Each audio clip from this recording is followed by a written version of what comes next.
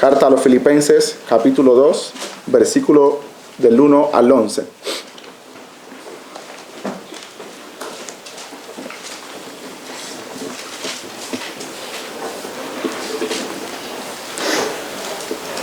Dice así la palabra del Señor. Por tanto, si hay alguna consolación en Cristo, si algún consuelo de amor, si alguna comunión del Espíritu, si algún afecto entrañable, si alguna misericordia, completad mi gozo, sintiendo lo mismo, teniendo el mismo amor, unánimes, sintiendo una misma cosa. Nada hagáis por contienda o por vanagloria, antes bien con humildad, estimando cada uno a los demás como superiores a él mismo, no mirando cada uno por lo suyo propio, sino cada cual también por lo de los otros.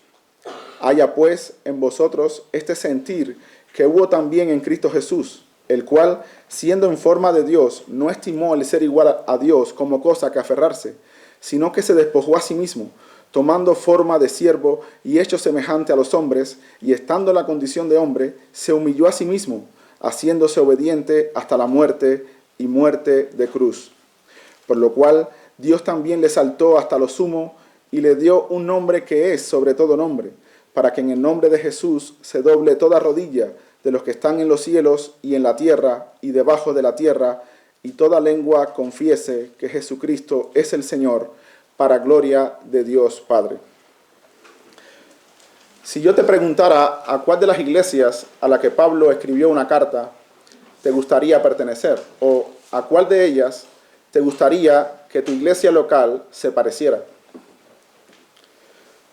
sería la iglesia en Corintios, con sus muchos dones espirituales, pero con sus excesos en los cultos públicos y tolerando pecados que ni aún se nombran entre gentiles.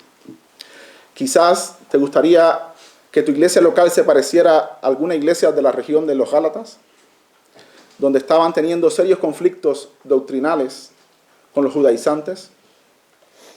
El panorama no es muy esperanzador. En cada iglesia a la que Pablo envió cartas existían problemas, y eso lo podemos ver a través del contenido de las propias cartas. Sin embargo, podemos encontrar en la carta a los Filipenses que había allí una iglesia madura.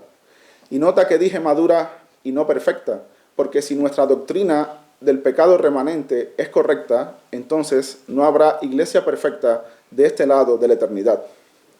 Y es muestra de ello la iglesia en Filipos, como veremos en un momento.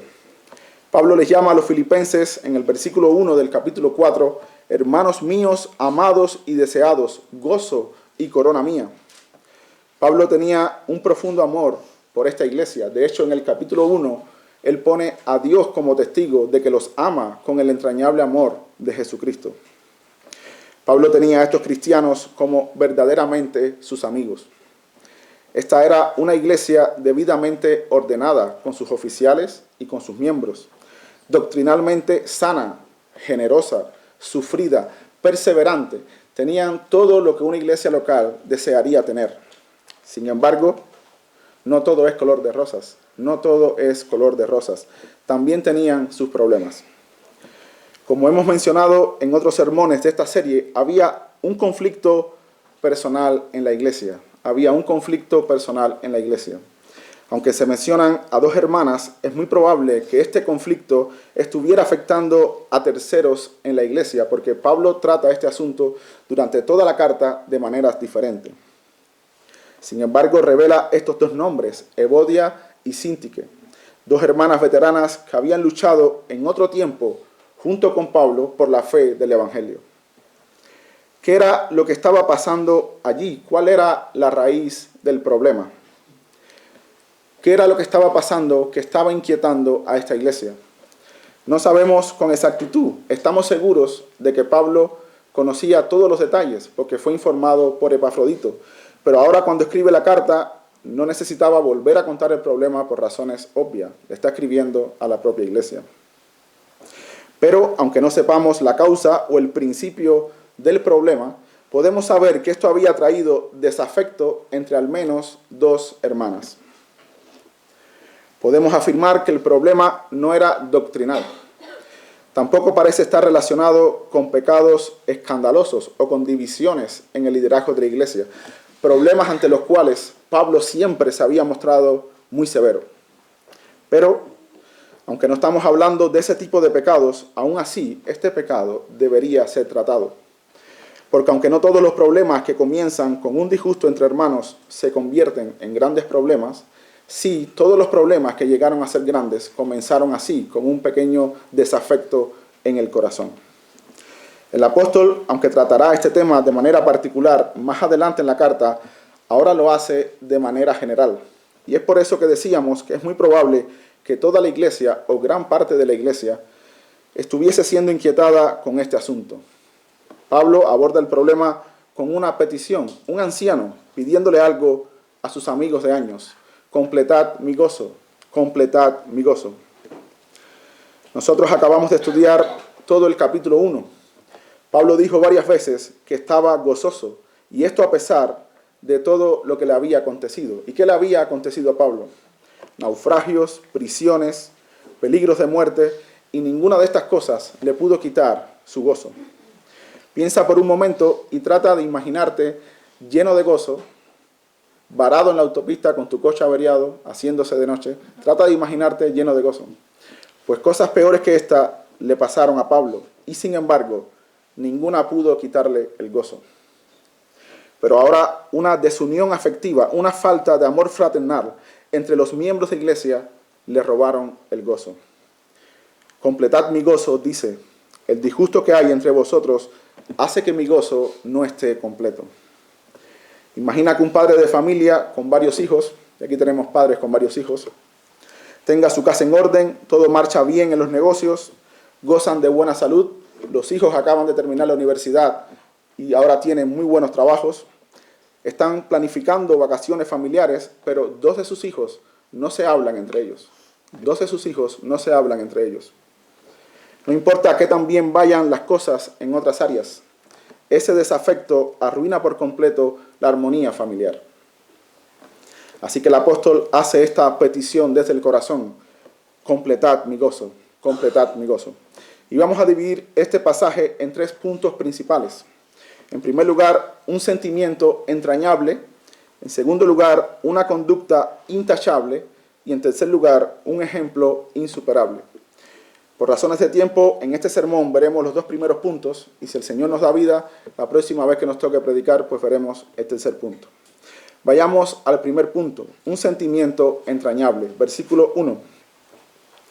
Por tanto, si hay alguna consolación en Cristo, si algún consuelo de amor, si alguna comunión del Espíritu, si algún afecto entrañable, si alguna misericordia, completad mi gozo, sintiendo lo mismo, teniendo el mismo amor, unánimes, sintiendo una misma cosa. Dice el apóstol, por tanto. Nuestras Biblias están divididas en capítulos y versículos. Esto nos puede ayudar a recordarla mejor, a estudiarla mejor, pero no necesariamente cuando se divide un capítulo comienza otra idea diferente o desconectada completamente de la anterior. Recuerda que la Biblia es inspirada, las traducciones y las divisiones no lo son. Por tanto, es una locución adverbial consecutiva. Significa, por ende, en consecuencia, como resultado, a causa de lo antes dicho, indica lo que viene como consecuencia lógica de otra cosa. Si ves algunas lecciones de gramática en mis sermones y nunca has estado en una clase de homilética, no lo entenderías. Entonces, por tanto, conecta con lo que Pablo ha dicho anteriormente. ¿Y qué ha dicho Pablo anteriormente? En resumen, que en medio de la oposición se mantengan firmes, combatiendo unánimes por la fe del Evangelio. Así que ahora va a explicar cómo deberíamos estar unidos. Cómo deberíamos estar unidos. Y dice, sintiendo una misma cosa, teniendo el mismo amor. Sintiendo una misma cosa, teniendo el mismo amor. Cuando las Escrituras te piden que hagas algo, por lo general ponen la motivación para hacer tal cosa en Dios mismo. Por eso, cuando Pablo les pide a los hermanos en Roma que se consagren al Señor, como vimos hace 2 domingos que Martín predicaba, le ruega por las misericordias de Dios, por las misericordias de Dios. Aquí también el apóstol apunta a Cristo. No te pide que ames a tu hermano si has visto en él algo digno de amor, algo merecedor de tu afecto, sino que ames a tu hermano si has encontrado en Cristo alguna consolación, algún consuelo de amor, alguna comunión del Espíritu, algún afecto entrañable, alguna misericordia. Si has encontrado esto en Cristo, entonces haz tú lo mismo. Aunque el texto se traduce con una condicionante, si has encontrado esto en Cristo, en el original es más bien una certeza. Una posible traducción sería, ya que en Cristo hay consolación, ya que en Cristo hay consuelo de amor, entonces no hay condicionante, sino certeza absoluta. No es como si te dijera, si el presidente de gobierno dimite, te invito a una comida, y luego va y no dimite. Eso es una condicionante. Pablo está afirmando que en Cristo has encontrado consuelo de amor, que has encontrado misericordia. No obstante, esta traducción no es mala, porque la condicionante se cumple con toda seguridad. En Cristo hemos encontrado afecto entrañable. Por tanto, sintamos lo mismo por el hermano. Y sí, hermanos, la mayoría de nosotros no somos naturalmente agraciados como para que nos amen. Dependemos de Cristo. En ese sentido somos como los hijos de Jacob, como los hijos de Israel. En Génesis 50, versículo 15, se nos cuenta que viendo los hermanos de José que su padre era muerto, dijeron, quizás nos aborrecerá José y nos hará el pago de todo el mal que le hicimos. Ellos entendían que si José había sido benevolente con ellos, era por causa de su padre. Pero ahora que su padre no estaba, pues esperaban el desprecio de José. Lo esperaban y con razón por todo el mal que habían hecho. Así somos algunos de nosotros, que naturalmente no somos agraciados. Si nos quitan a Dios, si nos quitan a Cristo, entonces más bien esperamos el rechazo. Pero Pablo nos manda amar a nuestros hermanos, no por nada que había en ellos, sino que dice, si tú fuiste objeto del amor de Cristo, entonces ama a tu hermano. Pablo apunta al corazón, al sentimiento correcto. Pablo está mostrando a la iglesia cómo debería cultivar esa unidad, pero apunta primeramente al corazón, porque he allí la esencia del nuevo pacto. ¿Cuál es la promesa que encontramos a través de todo el Antiguo Testamento, como leíamos ahora en Jeremías capítulo 31? Que vendrían tiempos en que Dios nos iba a cambiar el corazón de piedra y nos daría un corazón de carne. ¿Para qué? Para no apartarnos de Dios y obedecerle de todo corazón. ¿De qué nos sirve hacer todas las cosas que tenemos que hacer como creyentes si no hay verdadero amor en nuestro corazón? En Segunda de Crónicas, capítulo 25, encontramos la historia de Amasías. Dice el cronista, de 25 años era Amasías cuando comenzó a reinar, y 29 años reinó en Jerusalén. El nombre de su madre fue Joadán de Jerusalén. Hizo él lo recto ante los ojos de Jehová, aunque no de perfecto corazón. ¿Qué hizo este rey delante de Dios? Lo recto. Este hombre hizo lo recto, pero ¿y su corazón? ¿Cómo estaba su corazón? Esto es lo mismo que nos advierten los teólogos sobre el hermano mayor del hijo pródigo. Había hecho lo recto delante de su padre, pero su corazón, ¿cómo estaba su afecto en su corazón? Debemos tener cuidado de pensar que si servimos a los hermanos o si servimos en la iglesia, aunque nuestro corazón no esté con los hermanos, ya hicimos bien. Hay una ilustración que escuché hace poco que nos muestra este punto. Imagina a una mujer que le dice a su marido que ella seguirá haciéndose cargo de los deberes que le corresponden. Tendrá la casa en orden, la comida a su tiempo, la ropa limpia, cumplirá con sus deberes matrimoniales, pero su corazón está en otra parte. Hermanos, así no funciona. Así no funciona. Por eso Pablo apunta al corazón, al sentimiento genuino. Y por otra parte nos dice en Romanos capítulo 12, versículo 9, el amor sea sin fingimiento. El amor sea sin fingimiento. El amor fingido produce fatiga espiritual. Y el que finge el amor es doblemente culpable. Es culpable de no tenerlo y culpable de falsificarlo. El amor fingido es como pagar una deuda con billetes falsos. no solo no pagaste tu deuda, sino que defraudas doblemente a tu acreedor. Defraudas doblemente a tu acreedor. Si queremos cultivar una unidad profunda en la iglesia, debemos amar de verdad al hermano. Y nota lo que dice Pablo: unánimes, sintiendo una misma cosa. Unánimes, sintiendo una misma cosa. No va a funcionar si piensas que solo el pastor, por cuanto es pastor, tiene el deber de amar a las ovejas. O si algunos hermanos aman, o si la mitad más uno ama, ya estamos bien. Así no funciona, así no es suficiente. Todos unánimes, sintiendo una misma cosa.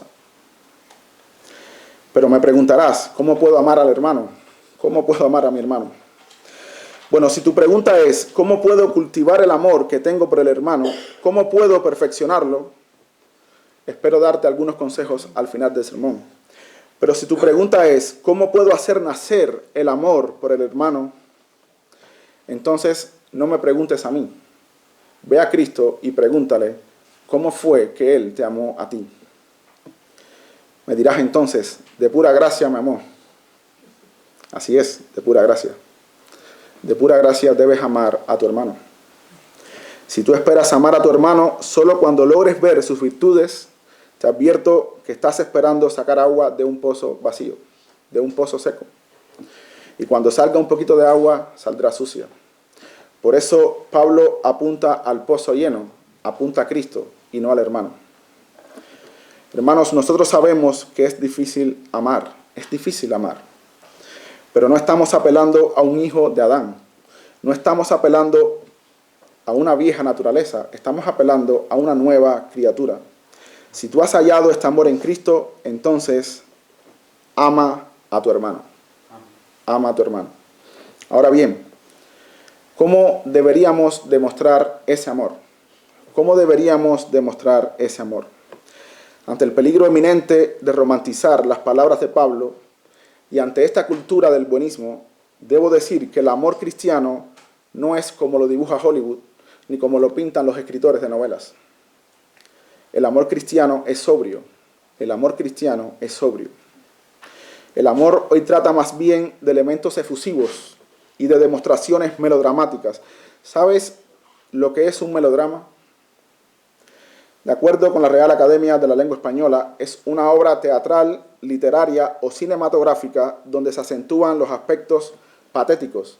Entienda patético como penoso, lamentable o ridículo. Y no me malinterprete, en el amor cristiano hay demostraciones profundas de amor. Llorar con los que lloran. Llorar con los que lloran. Pero parece que el amor hoy en día se demuestra más bien con afectación. ¿Sabe lo que significa afectación? Fingimiento, exterioridad ridícula y poco natural, ostentación de cualidades que no se poseen. Clase gratis de español. Pero yo también he conseguido clases gratis de español en homilética, así que de gracia recibí, doy de gracia. El amor hoy en día, mucha efusividad por fuera, vacío por dentro. Desprecia la verdad, la doctrina, la corrección y tolera el pecado. Pero el amor cristiano se demuestra con sobriedad, con una conducta intachable. Y eso nos lleva a nuestro segundo punto, una conducta intachable. Versículo 3. Nada hagáis por contienda o por vanagloria, antes bien con humildad, estimando cada uno a los demás como superiores al mismo, no mirando cada uno por lo suyo propio, sino cada cual también por lo de los otros. El amor cristiano se demuestra, en primer lugar, no haciendo nada por contienda o vanagloria. Esta palabra contienda es la misma que usa Pablo un poco antes en la carta, donde dice que algunos predican a Cristo por contienda, y puede ser traducida como ambición personal desmedida, una ambición egoísta que no toma en cuenta el daño a otros. Pablo también usa esta palabra como una de las obras de la carne en Gálatas capítulo 5, versículo 20. Así que el amor cristiano genuino, y valga la redundancia, no busca el aplauso personal ni la vanagloria, ni busca escalar en la comunidad cristiana como si fuera un político. Lamentablemente podemos encontrar este peligro en las iglesias. Esa ambición, esos celos, esos deseos de reconocimiento Y cuando esa persona comienza a escalar, se va encontrando con personas que considera rivales en lugar de hermanos. En la primera iglesia, algunos hermanos, como Bernabé, vendían sus propiedades y la traían a los pies de los apóstoles. Sin duda, era una gran obra de caridad. Entonces, Ananías y Zafira imitaron esas buenas obras, pero sustrajeron del precio. Ellos querían obtener el mismo reconocimiento por fuera, pero por dentro no era una obra genuina. Eran más deseos de vanagloria que otra cosa, y encontraron la muerte. Nada debemos hacer por ambición personal y vanagloria. Tampoco debemos tener celos o envidia del hermano porque está en una posición de prominencia.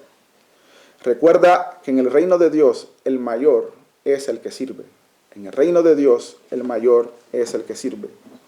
Todos esos predicadores famosos que van a las grandes conferencias, que salen por las redes y que parecen estar en los lugares más preeminentes de la comunidad cristiana, no necesariamente estarán más cerca del Señor en aquel día. No necesariamente. El mayor en el reino de Dios no es el más famoso aquí en la tierra, sino el que mejor sirve. Algunos de ustedes están haciendo más por el ministerio de esta iglesia con sus oraciones privadas y con su buena conducta de lo que podría ser un colaborador de la enseñanza como yo. El más grande en el reino de los cielos es el que mejor sirve. La unidad nunca se va a dar entre personas que ambicionan puestos prominentes, sino entre creyentes que procuran servirse unos a otros. Y no digo esto porque como iglesia estemos sufriendo algo así, pienso que no. Pero lo digo para fortalecernos aún más, No nos envidiemos unos a otros. La envidia es un sinsentido en la iglesia porque el don de tu hermano es para tu beneficio, Es como que el defensa de un equipo de fútbol tenga celos de su portero porque detiene muchos balones. Amigo, él está protegiendo tus deficiencias como defensa. Es para beneficio tuyo. De la misma manera, en la iglesia, el don de tu hermano es para tu beneficio. Mientras más lo perfeccione, mucho mejor para todos. Decía Víctor Hugo que es un envidioso, un ingrato que detesta la luz, que le alumbra y le calienta. Así que en un sentido negativo, es decir, lo que no se debe hacer para fortalecer la unidad en la iglesia es lo que acabamos de ver. No hacer nada por ambición personal, por celos, por vanagloria, pero de manera positiva, en contrapuesto a esto, ¿qué debemos hacer?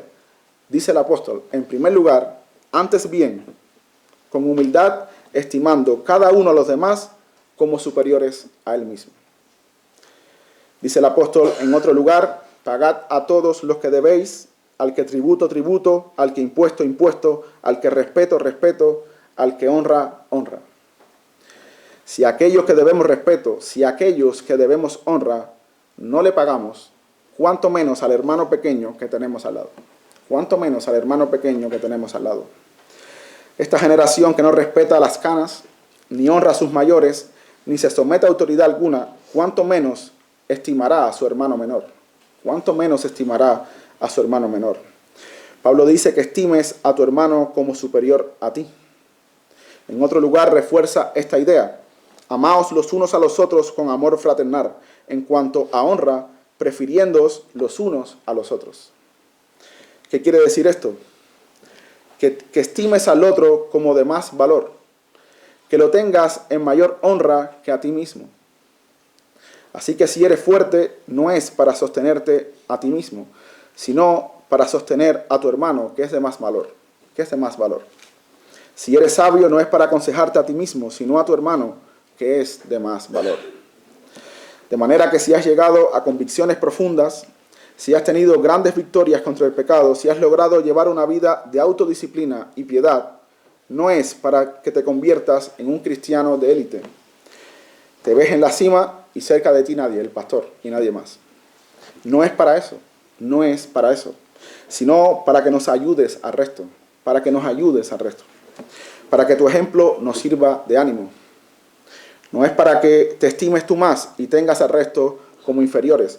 No has aprendido así de Cristo. Y esto no lo digo, repito, porque piense que estemos sufriendo algo así en la iglesia, pero es lo que Pablo está tratando con la iglesia en Filipos. Y por otra parte, no deberíamos ser tan ingenuos y pensar que nunca vamos a ser tentados de esta manera. El enemigo va a tentar de todas las maneras posibles. A veces se crean grupos en las iglesias de los más puros, los que tienen más luz y no estiman al resto. No debe pasar eso entre nosotros. Te lo digo de esta manera: si tu progreso espiritual te lleva a apartarte y a menospreciar al débil, no es progreso en absoluto. No es progreso en lo absoluto. Pablo te dice que debes estimar más al otro y a continuación refuerza esa idea. Versículo 4. No mirando cada uno por lo suyo propio, sino cada cual también por lo de los otros. No solo tienes una responsabilidad de velar por ti mismo, sino también por tu hermano. No solo por ti mismo, también por tu hermano. Cuando se te pregunte por tu hermano, ¿será tu respuesta como la de Caín?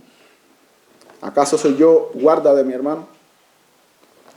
Sí tienes un deber con tu hermano. Tienes un deber con tu hermano. José trató bien a sus hermanos e hizo provisión para todos ellos, a pesar de todo el mal que estos les habían hecho. Génesis 50, versículo 21, les dijo José: ahora pues no tengáis miedo, yo os sustentaré a vosotros y a vuestros hijos. Así los consoló y les habló al corazón. Por amor al Señor, no mires solamente tus asuntos, vela también por los asuntos de tus hermanos, por amor al Señor. Cuando David se estableció en Jerusalén, enseguida preguntó: ¿ha quedado alguno de la casa de Saúl a quien haga yo misericordia por amor de Jonatán? Y cuando le trajeron a Mefiboset, le dijo: no tengas temor, porque yo a la verdad haré contigo misericordia por amor a Jonatán tu padre. David no tenía ninguna amistad con Mefiboset, pero por ser hijo de Jonatán, su amigo del alma, él iba a velar por él. Así que, por ser tu hermano, hijo de Dios, vela también por él. Vela también por él. Otra parte importante de velar por tu hermano es señalarle su error, exhortarle, redarguirle de pecado, y esta es la parte que encuentro más difícil. Si los pastores se quejan de lo difícil que es tratar con el pecado de las ovejas, ¿qué será para el resto de nosotros? ¿Qué será para los soldados rasos? ¿Quién está dispuesto a pasar un mal rato como ese? ¿Por qué puedes ir con las mejores intenciones a hablar con tu hermano, pero puedes regresar vituperado? Puedes regresar vituperado. ¿Quién estará dispuesto a algo así, aún sabiendo que no sacas ningún provecho para ti mismo? Solo uno que en verdad ama a su hermano. Solo uno que en verdad ama a su hermano. Entiendo que nadie quiere una enemistad de gratis. Pero si vemos al hermano por el mal camino y no le llamamos la atención solo por temor a lo que nos pueda pasar, por guardarnos de un mal rato, por guardarnos de las ofensas, entonces no estamos amando más al hermano que a nosotros mismos. No estamos estimando más al hermano, nos estamos estimando más nosotros mismos. Si vas a velar por tu hermano, entonces tendrás que redarguirlo de pecado. Y a redarguirlo te arriesgas a heridas, tanto en tu hermano como en ti. Pero dice Salomón que fieles son las heridas del que ama. Fieles son las heridas del que ama. La unidad en la iglesia nunca se puede dar entre creyentes egoístas que solo velan por sus asuntos. Necesitamos también velar por los de los otros. Pablo le pide a los filipenses que sientan una misma cosa, un mismo amor, y que se tengan en alta estima. Pero dicen que un buen líder nunca le da órdenes a sus soldados que él mismo no pueda cumplir. Así que ahora las Escrituras nos muestran el ejemplo de Cristo. Un ejemplo insuperable, pero lo vamos a ver si el Señor lo permite la próxima vez. Veamos ahora algunas aplicaciones. En primer lugar, considera que las cosas pueden ir muy bien en una iglesia local como en Filipos, una iglesia debidamente ordenada, con sus oficiales y miembros, doctrinalmente pura. No vemos allí conflictos de doctrina como si encontramos en otras iglesias del Nuevo Testamento. Una iglesia que estaba combatiendo por el Evangelio, que estaba sufriendo persecuciones, no tenía ningún conflicto con la autoridad apostólica como sí tenían otras iglesias del Nuevo Testamento. Más bien ellos apoyaban el ministerio de Pablo. Pero aún así, con todas las cosas en orden, un pequeño desafecto entre los miembros de la iglesia la amenazaba. Un pequeño desafecto amenazaba a la iglesia. Con este antecedente, ¿no deberíamos velar nosotros por nuestra propia iglesia? Todo marcha bien entre nosotros, pero velemos, no sea que seamos tentados. Un pequeño desafecto puede arruinar la armonía de la iglesia. Uno pequeño. Ahora bien, ¿cómo cuidar nuestro corazón? ¿Cómo cultivar el amor por el hermano? He aquí algunos principios bíblicos que me han ayudado a lo largo de mi vida. Solo unos pocos. Consejo número 1. Cuando las Escrituras te piden que ames a tu hermano, te están diciendo lo que debes hacer, no lo que debes esperar. Cuando las Escrituras te piden que ames a tu hermano, te están diciendo lo que debes hacer, no lo que debes esperar. A veces somos demasiado hipersensibles. Si no recibo de mi hermano atención, cariño y cosas como estas, ya comienza el problema en mi corazón. Recuerda, ama tú, preocúpate tú, busca a tu hermano tú. Aunque amando más, seas amado menos. Aunque amando más, seas amado menos. Segunda de Corintios, capítulo 12, versículo 15. Dice Pablo, y yo con el mayor placer gastaré lo mío, y aún yo mismo me gastaré del todo por amor de vuestras almas, aunque amando más, sea amado menos. Consejo número 2. Sé intencional en tus demostraciones de afecto. Sé intencional en tus demostraciones de afecto. Si bien no deberíamos ser hipersensibles, al mismo tiempo deberíamos saber que hay hermanos que sí lo son. Ellos son más sentidos. Otros, sin embargo, no necesitan de ese tipo de demostraciones. Conoce a tus hermanos y sé intencional en el trato. Algunos hemos ofendido sin querer. Algunos hemos ofendido sin querer. Se nos pasó un saludo, un agradecimiento, una falta de gentileza, un rostro poco amable. Seamos cuidadosos, seamos cuidadosos. Consejo número 3. Cubre la falta de tu hermano. Cubre la falta de tu hermano. Debemos cubrirnos las espaldas unos a otros. No estoy hablando de encubrir el pecado. No estoy hablando de eso, porque el hombre que encubre su pecado no prosperará. Pero todos nosotros tenemos debilidades, deficiencias que no nos descalifican como cristianos, pero son debilidades al fin. No descubramos las faltas del hermano. No le comentemos a familiares inconversos que tal hermano es de esta manera y el otro de otra manera. Protejamos al hermano. Si un hermano te cuenta que está luchando con ciertos asuntos, no lo divulgues. No traiciones la confianza de tu hermano. Si estás hablando con cristianos de otras iglesias, incluso pastores de otras iglesias, no reveles las faltas de tu iglesia. No divulgues las debilidades de tu pastor. Estos hombres tienen ministerios públicos y el ataque es muy duro. Cúbrenos las espaldas. Cubre las espaldas a tu ministro. Y cúbrenos las espaldas a la iglesia local. Proverbios capítulo 17, versículo 9.